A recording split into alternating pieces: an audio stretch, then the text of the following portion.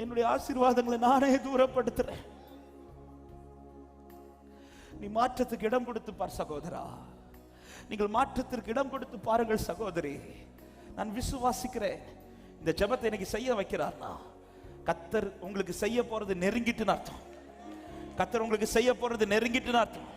நீ எனக்கு முன்பாய் நடந்து உத்தமனா இருந்து ஆபிரகாம்கிட்ட சொல்றார்னாலே ஆபிரகாம் ஈசாக்கு வர போறான் அர்த்தம். ஈசாக்கு வர போறான் அர்த்தம். உன் நாட்கள் சமீபித்திருக்கிறது என்று அர்த்தம். நீ வெளியில மாற்றத்தை பார்க்கிறீ, அவர் உள்ள மாற்றத்தை பார்க்கிறார்.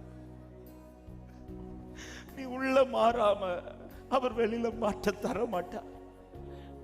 உனக்கு வெளியில ஏதாவது கிடைச்சா போதும் இருக்கிற அவருக்கு அப்படி இல்லை. அவருக்கு நீ தான் தேவை, அவருக்கு நாம் தான் தேவை. ஏதோ தந்து விடுறதுக்கு நீ யாரோ கிடையாது. உன்னை அப்படி அனுப்பி விடுறதுக்கு அவருக்கு மனசு கிடையாது.